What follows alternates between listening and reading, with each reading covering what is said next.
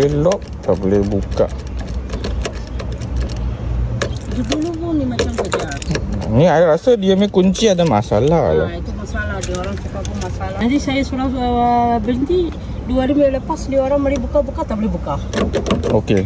Ni kita buka dululah, buka pintu dulu. Baru boleh buka itu lock, tengok apa masalah.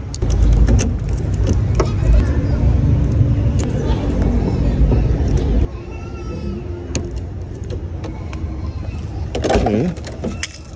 Tak bunyi. Rasanya kereta bateri pun tak ada lah. Tak ada bateri. Kamu buka pun bateri habis.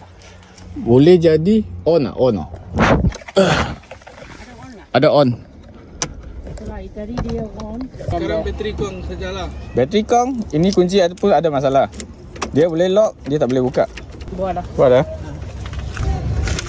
Orang tu je. Sila punya sonar. Orang kari, orang kartun ada.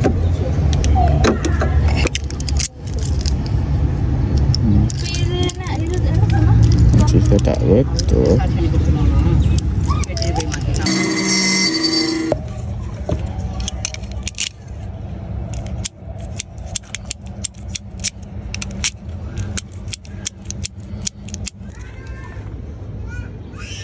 Dah nampak tak?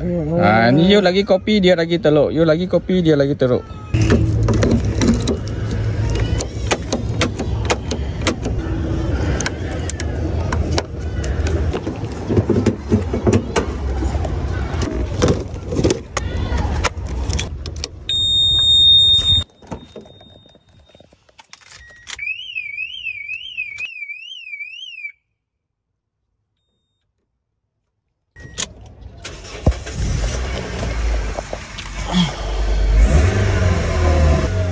Okey, siap.